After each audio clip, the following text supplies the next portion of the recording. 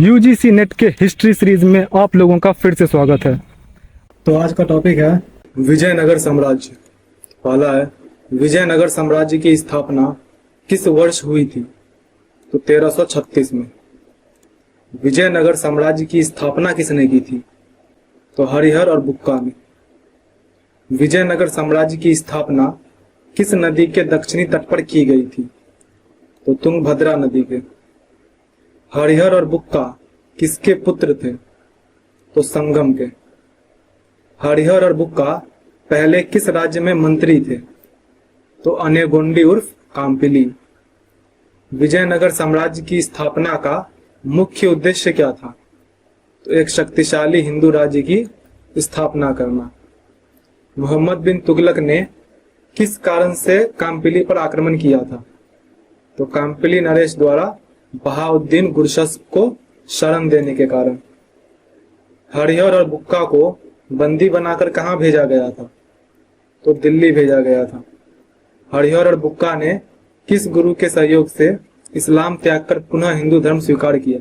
जब उसे दिल्ली भेजा गया था दोनों भाई को, तो वहां पे उन्हें इस्लाम स्वीकार करने पे मजबूर किया गया, लेकिन वापस जब ये दक्षिण में आए तो अपने गुरु माधव विद्यारण्य की सहायता से इन्होंने पुनः हिंदू धर्म स्वीकार किया।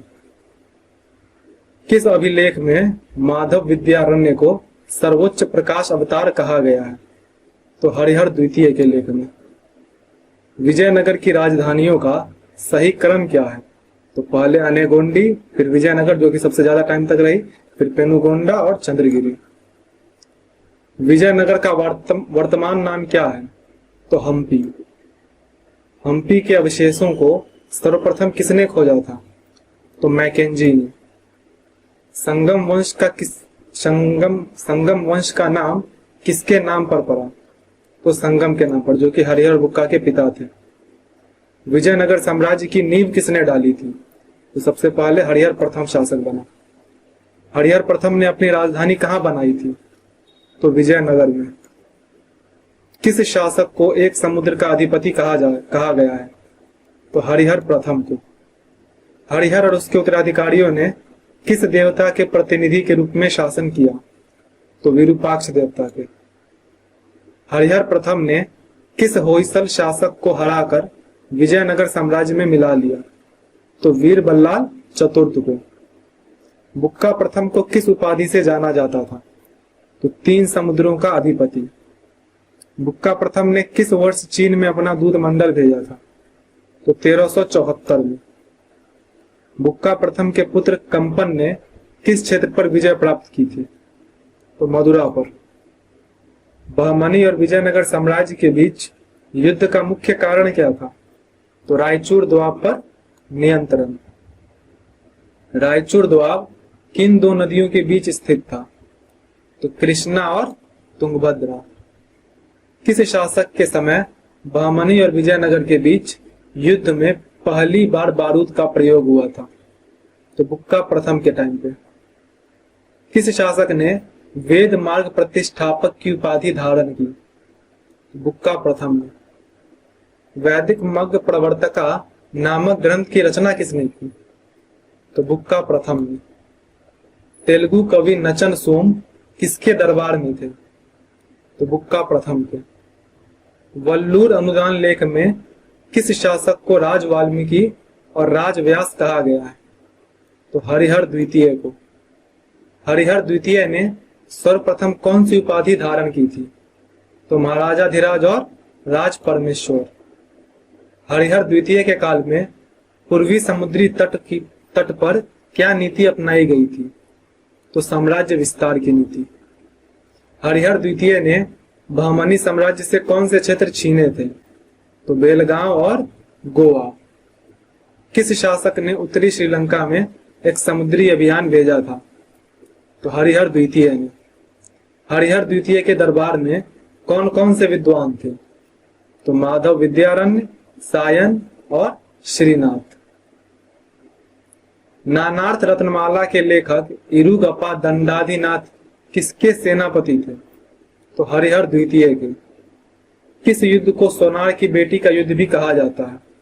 तो देवराय प्रथम और फिरोज के बीच का जो युद्ध था उसे। देवराय प्रथम ने तुंगभद्रा नदी पर बांध बनाकर क्या बनवाया था? तो विजयनगर तक नहरें बनवाई थी। प्रथम इटालवी यात्री निकोलो कोंटी किसके समय विजयनगर आया था? तो देवराय प्रथम के समय। सेना में सर्वप्रथम मुसलमानों की भर्ती किस शासक ने की थी? तो देवराय प्रथम ने। धार्मिक दृष्टि से देवराय प्रथम किस धर्म का अनुयायी था? तो शैव धर्म का। संगम वंश का महानतम शासक किसे माना जाता है? तो देवराय द्वितीय को। देवराय द्वितीय को उनके अभिलेखों में किस नाम से जाना जाता था? तो गजबेटकर यानी हाथियों का शिकारी। किस शासक ने मुसलमानों को जागीरें दी और एक मस्जिद भी बनवाई? तो देवराय द्वितीय ने। फारसी राजदूत अब्दुल रज्जाक किसके समय विजयनगर की यात्रा पर आया था? तो देवराय द्वितीय के समय। नुनीज के अनुसार कौन से राजा देवराय द्वितीय को कर देते थे? तो क्विलोन, श्रीलंका, पुलिकट पेगु और तेना सरीम के। देवराय द्वितीय ने कौन सा संस्कृत ग्रंथ लिखा था? तो महानाटक सुधा निधि। किस शासक के दरबार में 34 कवि रहते थे? तो देवराय द्वितीय के दरबार में। देवराय द्वितीय ने किस कवि को कवि सार्वभौम की उपाधि दी थी? तो श्रीनाथ को। देवराय द्वितीय ने किस शासक को हराकर कोंड बिंदु को अपने साम्राज्य में मिलाया था? उड़ीसा के गजपति शासक कपिलेंद्र को। मल्लिकार्जुन को किस अन्य नाम से भी जाना जाता था? तो प्रौढ़ देवराय। चीनी यात्री माहुयान किसके समय विजयनगर आया था? तो मल्लिकार्जुन के समय। संगम वंश का अंतिम शासक कौन था? तो विरूपाक्ष द्वितीय। सालू वंश की नींव किसने डाली थी? तो नरसिंह सालूब ने। विजयनगर के इतिहास में प्रथम बला पहाड़ किसे कहा जाता है? तो सालू नरसिंह द्वारा संगम वंश को समाप्त करने की क्रिया को। तुलुक वंश की नींव किसने डाली थी? तो वीर नरसिंह ने। विजयनगर के इतिहास में द्वितीय बला पहाड़ किसे कहा जाता है?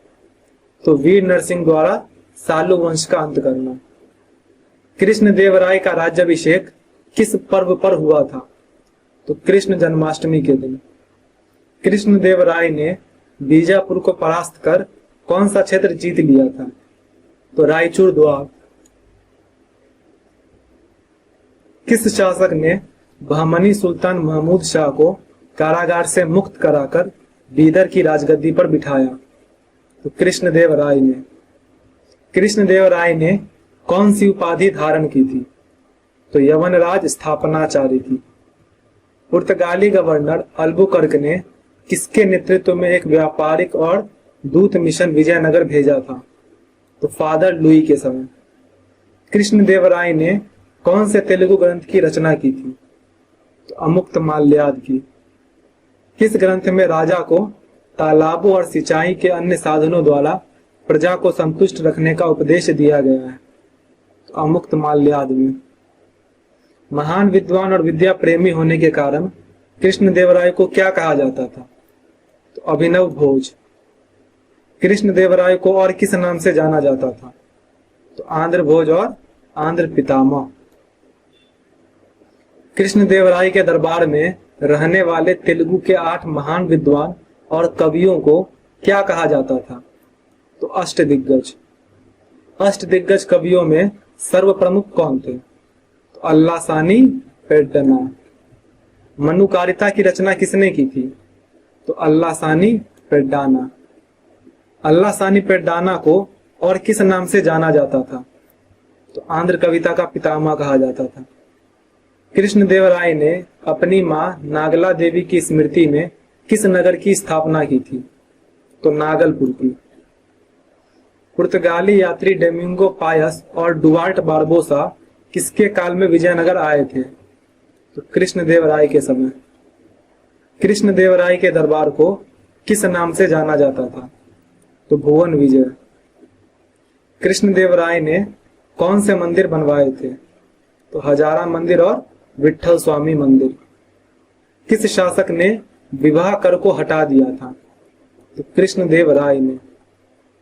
बाबर ने अपनी आत्मकथा में भारत का सबसे शक्तिशाली शासक किसे बताया है? तो कृष्णदेव राय को। कृष्णदेव राय की वैष्णव धर्म में आस्था थी, लेकिन वे अन्य धर्मों के प्रति कैसे थे? तो उदार थे। अच्युत देव राय का राज्याभिषेक कहाँ हुआ था? तो तिरुपति मंदिर में। अच्युत देव राय के दरबारी कवि राजनाथ डिंडिम ने कौन सा संस्कृत काव्य लिखा था? तो अच्युता राय अभ्युदय। वरदंबिका परिणय में अच्युत देव राय और उसकी रानी वरदंबिका के विवाह का वर्णन किसने किया है? तो तिरुवलाम्बा देवी ने। किस शासक के काल में महामंडलेश्वर नामक नए अधिकारी की नियुक्ति की गई थी? तो अच्युत देव राय के समय। पुर्तगाली यात्री और घोड़ों के व्यापारी नूनीज ने किसके शासनकाल में यात्रा की थी? किसके शासनकाल में यात्रा की थी? तो अच्युत देव राय के समय। तुलु वंश का अंतिम शासक कौन था? तो सदाशिव। तालिकोटा का युद्ध कब लड़ा गया था? तो 1565 ईस्वी। तालिकोटा के युद्ध को और किस नाम से जाना जाता है? तो राक्षसी तगरी या बन्नी हट्टी का। अच्छा, राक्षसी तगरी या बन्नी हट्टी का युद्ध भी है, और वाटरलू का युद्ध जो है वो भी इसे कहा जाता है। तो इसीलिए इसका जो है 1 मिनट, ऑप्शन में ए और सी दोनों दिया गया है, जबकि इन दोनों में तो मैं कंफर्म हूं ए और बी दोनों देना चाहिए था। इसका देखो, वाटरलू का इसमें इसे इसीलिए कहा जाता है क्योंकि इस द्वारा जो है, जिस तरह वाटरलू के मैदान में जो है नेपोलियन हार गया था और उससे उसकी जो पूरी जितना बड़ा उसने साम्राज्य बनाया था वो पूरा नष्ट होने के कगार पे पहुंच गया था, मतलब एक तरह समझो नष्ट हो ही गया था। उसी तरह के से तालिकोटा का युद्ध जो था उसके द्वारा विजयनगर साम्राज्य का भी लगभग अंत हो ही गया था। इसके बाद फिर अरावेडू वंश जो है वो बहुत छोटे से जगह पे शासन करता है, तो इसलिए इसको जो है वाटरलू के नाम, वाटरलू का युद्ध जो है इसे एज अ तुम क्या कहते हैं, सिंबल के रूप में कहा जाता है। तो इसलिए ये भी होगा, ये भी होगा, तो इसलिए इसमें ऑप्शन करेक्ट दिया नहीं गया है, तो इसलिए इस क्वेश्चन को छोड़ दो। तालिकोटा के युद्ध में विजयनगर की सेना का नेतृत्व किसने किया था? तो राम राय ने। तालिकोटा के युद्ध में संयुक्त सेना का नेतृत्व किसने किया था? तो हुसैन निजाम शाह ने। किस इतिहासकार ने तालिकोटा युद्ध को विजयनगर के इतिहास का वाटरलू कहा है? तो एन वेंकट रमन ने। देखा, वाटरलू वही वाला। तालिकोटा युद्ध का प्रत्यक्षदर्शी कौन था? तो आर सेवेल। आर सेवेल ने अपनी किस पुस्तक में विजयनगर का इतिहास और तालिकोटा युद्ध का वर्णन किया है? तो अ फॉरगॉटन एम्पायर। तालिकोटा युद्ध के बाद राम राय के भाई तिरुमाल ने अपनी राजधानी कहाँ बनाई? तो वेणुगोड़ा या पेनुगोंडा में। अरावेडू वंश की नींव किसने डाली थी? तो तिरुमाल ने। किस शासक को पतनशील कर्नाटक साम्राज्य का उद्धारक कहा जाता है? तो तिरुमाल को। वेंकट द्वितीय ने अपना मुख्यालय पेनुगोंडा से कहां स्थानांतरित कर दिया था? तो चंद्रगिरी में। वेंकट द्वितीय के शासन काल में मैसूर राज्य की स्थापना किसने की? तो आडियार वंश की स्थापना की गई। मैसूर में जो है आडियार वंश ने अपना शासन स्थापित किया। वेंकट द्वितीय का किस विदेशी राजा से पत्र व्यवहार था? तो स्पेन के राजा फिलिप द्वितीय से। विजयनगर का अंतिम शासक कौन था? तो श्रीरंग तृतीय। विजयनगर साम्राज्य का अंतिम रूप से किसके द्वारा बर्बाद किया गया था? तो शिवाजी के द्वारा। विजयनगर साम्राज्य के पतन का मुख्य कारण क्या था? तो उसकी समृद्धि और उसके अनेक शत्रु। किस इतिहासकार ने कहा कि विजयनगर युद्ध राज्य था? तो बर्टन स्टाइन ने कहा कि विजयनगर जो है वो युद्ध राज्य था। विजयनगर साम्राज्य में किस वंश ने सर्वाधिक वर्षों तक शासन किया? तो संगम वंश ने। और सबसे कम किया है सालू वंश ने। सालू वंश ने मात्र 20 वर्ष शासन किया। अब विजयनगर प्रशासन देख लेते हैं। विजयनगर प्रशासन की संपूर्ण जानकारी किस अभिलेख से मिलती है? तो हरिहर द्वितीय के चन्नय पटन अभिलेख से। विजयनगर के किस शासक के अनुसार प्रजा का कल्याण किए बिना राजा का कल्याण नहीं हो सकता? तो कृष्णदेवराय के अनुसार। विजयनगर शासन प्रणाली में राजा को क्या कहा जाता था? तो राय कहा जाता था। विजयनगर में युवराज के राज्याभिषेक को क्या कहते थे? तो युवराज पट्टाभिषेक। विजयनगर में राज परिषद के अतिरिक्त कितने सदस्यों वाली मंत्री परिषद होती थी? तो 20 सदस्यों वाली। मंत्री परिषद का प्रमुख अधिकारी क्या कहलाता था? तो प्रधानी कहलाता था। विजयनगर में मंत्री परिषद की सभाएं किस सभागार में आयोजित की जाती थी? तो वेंकट विलास मंडप में। विजयनगर में मंत्रियों को क्या कहा जाता था? तो दंड नायक कहा जाता था। विजयनगर में सामाजिक और धार्मिक विषयों पर निर्णय देने वाले को क्या कहते थे? तो समयाचार्य अथवा देशरी। विजयनगर के केंद्रीय सचिवालय में सचिव को क्या कहा जाता था? तो रायसम कहा जाता था। शाही मुद्रा रखने वाले अधिकारी क्या कहलाता था? तो मुद्राकर्ता। विजयनगर प्रशासन में टकसाल विभाग को क्या कहा जाता था? तो जोरी खाना। विजयनगर प्रशासन कितने प्रांतों में विभाजित था? तो 6 प्रांतों में। बारबोसा के अनुसार विजयनगर साम्राज्य में कितने प्रांत थे? तो 200। प्रशासन की सबसे छोटी इकाई क्या थी? तो उर या ग्राम। जब राजकुमार को गवर्नर बनाया जाता था तो उसे क्या कहते थे? उदययार। कौन सी व्यवस्था सल्तनत कालीन एकता पर आधारित थी? तो नायंकर व्यवस्था। नायंकर व्यवस्था में सेना नायकों को वेतन के बदले क्या प्रदान किया जाता था? तो अमरम यानी कि भूखंड। नायकों के अधीन जो सरदार होते थे उन्हें क्या कहा जाता था? तो पोलीगार। किस राजा ने नायकों की उच्छृंखलता को रोकने के लिए महामंडलेश्वर नामक अधिकारी की नियुक्ति की? तो अच्युत देव राय ने। विजयनगर में ब्रह्मदेव गांवों की सभाओं को क्या कहा जाता था? तो चतुर्वेदी मंगलम। विजयनगर में पुलिस के सिपाही या चौकीदार को क्या कहा जाता था? तो तलैयार। विजयनगर काल में ग्रामीण प्रशासन की महत्वपूर्ण विशेषता क्या थी? तो आयगर व्यवस्था। आयंगर व्यवस्था के अंतर्गत गांव में कितने शासकीय व्यक्तियों को नियुक्त किया जाता था? तो 12 व्यक्तियों को। आयागर अधिकारियों को वेतन के बदले क्या प्रदान किया जाता था? तो लगान और कर मुक्त भूमि। केंद्रीय राजस्व विभाग को क्या कहा जाता था? तो अथवन कहा जाता था। भूमि कर को क्या कहा जाता था? तो शिष्ट कहा जाता था। कृष्णदेव राय ने भूमि कर का कितना भाग वसूला? 1/3 से 1/2 भाग। किस शासक ने विवाह कर को समाप्त कर दिया था? तो कृष्णदेव राय ने। कृष्णदेव राय ने भूमि कर के सही निर्धारण के लिए भूमि सर्वेक्षण हेतु किसका प्रयोग किया? तो गंडराय एवं गंडकोल। मंदिरों को दी गई कर मुक्त भूमि को क्या कहते थे? तो देवदेव। सैनिक व असैनिक अधिकारियों को विशेष सेवाओं के बदले दिए जाने वाला भूदान क्या कहलाता था? तो अमरम। गृह कर को क्या कहा जाता था? तो वसल पाना। पुलिस विभाग को क्या कहते थे? तो कवलकार। विजयनगर में पुलिस का वेतन किससे होने वाली आय से दिया जाता था? तो वेश्यालियों से। विजयनगर में सबसे प्रसिद्ध स्वर्ण सिक्का क्या था? तो वराह। विजयनगर में सोने के छोटे सिक्कों को क्या कहा जाता था?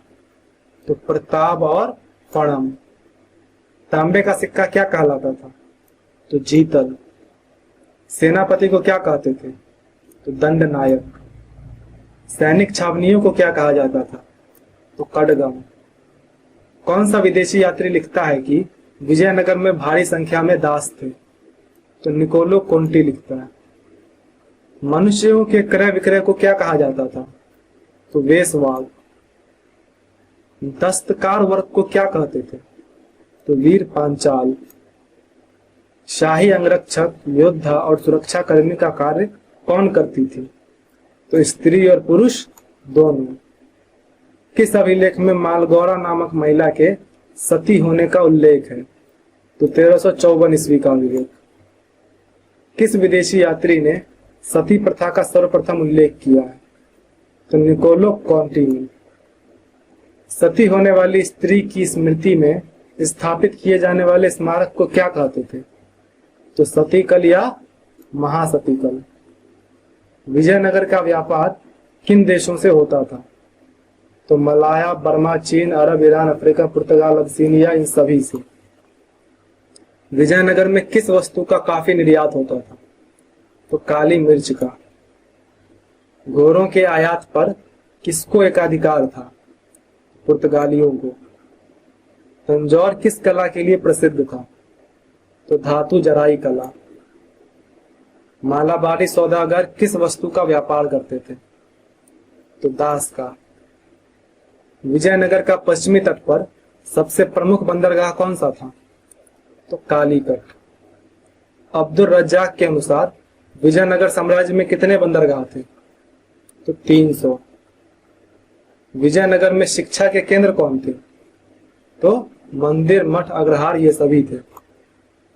कौन सा नृत्य और संगीत के साथ अभिनय का प्रदर्शन था? तो यक्षगान था। विजयनगर का राष्ट्रीय खेल क्या था? तो शतरंज। विजयनगर में मंदिर स्थापत्य की कौन सी शैली थी? तो प्रोविदा शैली। विजयनगर के मंदिर स्थापत्य की विशेषता क्या थी? तो गोपुरम, 1000 स्तंभों का मंडप, कल्याण मंडप, ये सभी। विजयनगर में कांस्य मूर्तियां कहां से प्राप्त होती है? तो विरूपाक्ष मंदिर से। नंदी की सबसे बड़ी एकाश्मक मूर्ति कहां स्थापित है? तो लिपाक्षी मंदिर में। विजयनगर के किस महल पर इस्लामी प्रभाव दिखाई देता है? तो लोटस महल पर। विजयनगर की राजभाषा क्या थी? तो तेलुगु। मधुरा विजयम ग्रंथ की रचना किसने की? तो गंगा देवी ने। विजयनगर में शासन करने वाले शासक किस देवता के नाम पर शासन करते थे? तो विरूपाक्ष देवता के नाम पर। किस लेखक ने काल निर्णय नामक टीका लिखी? तो माधव विद्यारण्य।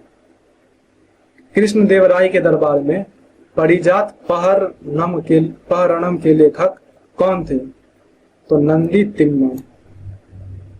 विदेशी यात्री अब्दुल रज्जाक के अनुसार विजयनगर शहर कितने दीवारों से घिरा हुआ था? तो 7 दीवारों से। किस विदेशी यात्री ने विजयनगर को विश्व का सर्वाधिक व्यवस्थित नगर कहा? तो डोमिंगोज पायस ने।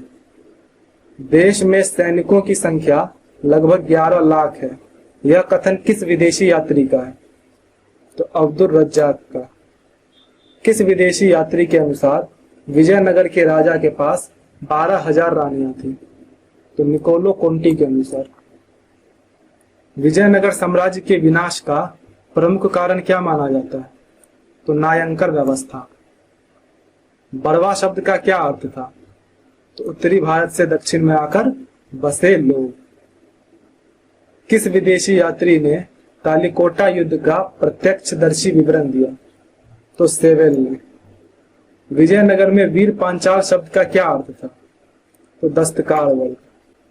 विजयनगर साम्राज्य में जुलाहों को किस नाम से जाना जाता था? तो कैकोल्लार।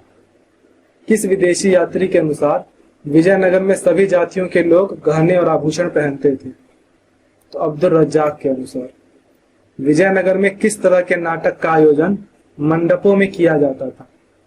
तो वो मल्लता, जिसे छाया नाटक भी कहते हैं। अमरम भूमि का प्रयोग करने वाले को क्या कहते थे? तो नायक भी कहते थे, अमर नायक भी कहते थे। ए और बी दोनों होगा। वो दोनों ही जो है, ये मतलब नायक और अमर नायक दोनों ही जो है अमरम भूमि का प्रयोग करते थे। किस कर का राजस्व पुलिस व्यवस्था को बनाए रखने के लिए लगाया जाता था? तो अरासु स्वतंत्रतम। किस शासक ने नाइयों को कर से मुक्त कर दिया था? तो सदाशिव राय ने। विजयनगर में कौन सी नदी पर मदार झील का निर्माण करवाया गया था? तो तुंगभद्रा नदी पर। विजयनगर प्रशासन में गांवों में नियुक्त किए गए केंद्रीय अधिकारी को क्या कहते थे? तो महानायकाचार्य। विजयनगर में दंड विधान कैसा था? तो बहुत कठोर था। विजयनगर की प्रशासनिक व्यवस्था की जानकारी किन शासकों के अभिलेखों से मिलती है? तो हरिहर द्वितीय और कृष्णदेवराय दोनों के ही। किस शासक ने भूमि करके सही निर्धारण के लिए भूमि का सर्वेक्षण करवाया? तो कृष्णदेव राय ने। वरम व्यवस्था का अर्थ क्या था? तो भूस्वामी व पट्टेदारों के मध्य उपज की हिस्सेदारी। किस विदेशी यात्री ने विजयनगर को रोम जितना बड़ा बताया? तो डोमिंगो पायस ने। जुलाहा वर्ग को मंदिर प्रशासन एवं स्थानीय कर वसूली में भागीदारी किस साम्राज्य में प्राप्त थी? तो विजयनगर साम्राज्य में। अग्रहार क्या थे? तो ऐसे विद्यालय जो केवल वेदों की शिक्षा देते थे। किस विदेशी यात्री ने विजयनगर को व्यापार का मुख्य केंद्र बताया? तो बारबोसा ने। किस विदेशी मुद्रा का चलन विजयनगर के तटीय क्षेत्रों में नहीं था? तो ब्रिटिश पाउंड का नहीं था, बाकी तीनों था। विजयनगर के शासकों के जहाजों का निर्माण कहाँ होता था? तो मालदीव में। विजयनगर में चेट्टी वर्ग का क्या कार्य था? तो व्यापार भी और लेखन कार्य भी। कौन सा कर वर और कन्या दोनों पक्षों पर लगता था? तो विवाह कर। कुरुवाई शब्द का अर्थ क्या था? तो एक प्रकार का चावल। विजयनगर में चतुर नामक ब्राह्मण अधिकारियों को किस विभाग में नियुक्त किया गया था? तो केंद्रीय सचिवालय में। कृष्णदेवराय के दरबार में अमुक्त माल्यार्थ के लेखक कौन थे? तो कृष्णदेवराय खुद ही थे। विजयनगर में देवदासी प्रथा का सर्वप्रथम उल्लेख किस पुराण में मिलता है? तो पद्म पुराण में। तो इस तरह से विजयनगर साम्राज्य भी खत्म हुआ। जब भी आप एमसीक्यूज प्रैक्टिस करना शुरू करें तो एक पेपर और पेन लेकर बैठें और 100 एमसीक्यूज में से आपके कितने सही हो रहे हैं इसको ज़रूर चेक करें और अपना स्कोर कमेंट करें ताकि मैं भी आपके प्रोग्रेस को देख सकूं। बाकी रोज़ मैं आप लोगों को अपने नेक्स्ट डे का टॉपिक बता दिया करूंगा और आपको हर एक सोर्स से उतना पढ़ के आना है। चलिए ठीक है, मिलते हैं फिर नेक्स्ट वीडियो में।